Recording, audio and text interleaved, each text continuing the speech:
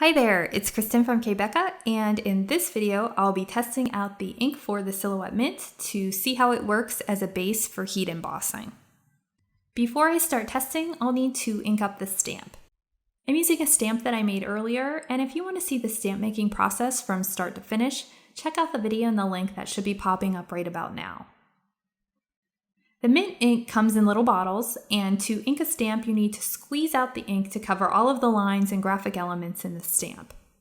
As I'm adding the ink, I want to be careful and cover every little bit of the stamp. I'm also trying to get the coverage as even as I can, so there won't be light spots in some places when I stamp. After I'm finished inking the stamp, I need to let it sit for several minutes.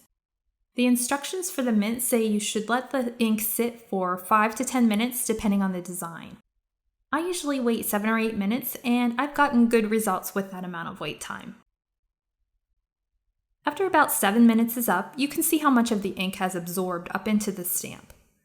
I'll take a piece of regular printer paper and start stamping out the excess ink from the stamp. The paper is folded in half so the ink from the first stamped impressions doesn't leak through to my work surface. But if you use cardstock or thicker paper, you may not need to fold it in half. You can see that the first several stamped impressions are really inky. It usually takes me about 8 or so impressions to get all of the excess ink off of the stamp, but it will vary depending on your stamp design and the amount of ink that you add. Once I'm getting clean impressions, I'm ready to stamp on the cardstock that I'll be using to test the heat embossing powders. I'll stamp my first impression on the cardstock, and I'll be using white detail embossing powder for this example. You can see when I tap off the powder that not much has stuck to the stamped area, and there's actually still a bit of shadow around the stamped image because I didn't stamp it out enough on the scrap paper before stamping on the cardstock. Plus, I took my time in adding the powder instead of immediately adding it, and when I thumped on the back of the cardstock to remove the excess powder, a lot of powder came off the stamped area too. So yeah, I messed this up in all sorts of ways. But I did discover that this ink is quick drying once stamped, even though it can stay wet for days and even weeks on the stamp if you store it with the cover on. So, not surprisingly, I didn't get great results when I heated the powder in this example. The coverage wasn't great, and a bunch of powder stuck in the light shadow of ink around the stamp. In order to get a cleaner stamped image the next time, I stamped a few more impressions on my piece of scrap paper to stamp away the excess ink that was creating the shadow around the stamp. And after that, I stamped it onto the cardstock again. This time the results were better, but still not fantastic. And to be fair, I used the white embossing powder so you could see very clearly where there was coverage and where there wasn't. With a regular clear stamp or a rubber stamp, I'd use a white ink or a Versamark or an ink that's clear or a similar color to the white embossing powder for best results. So this is probably a worst case scenario type of example.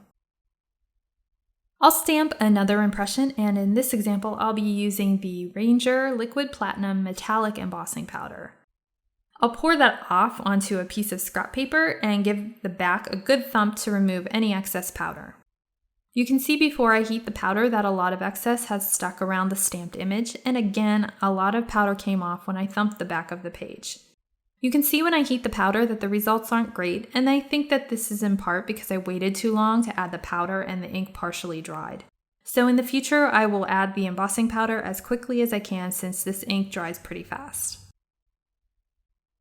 I want to try another example with the same embossing powder, but this time before I stamp, I'm going to use a powder tool, which helps get rid of any static and helps prevent excess bits of powder from sticking to the paper.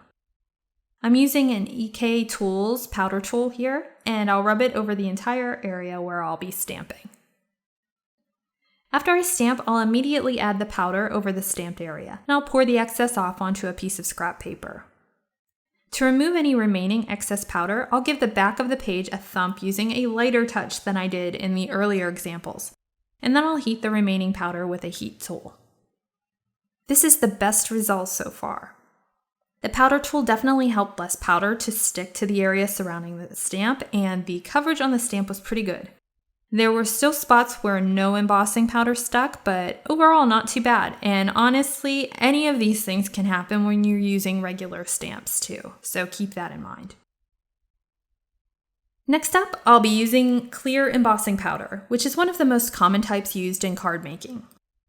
I'll pour it over the stamped image immediately after stamping, and I'll pour off the excess powder onto a piece of scrap paper before funneling the excess back into its bottle. The coverage with this powder was really good, and the results were great. Clear embossing powder is more forgiving, but I really thought that this powder had great coverage, and I was very happy with the results. After the clear embossing powder, I tried out a couple of colored embossing powders, mostly because I wanted to try out at least one example of all of the different brands of embossing powders that I have.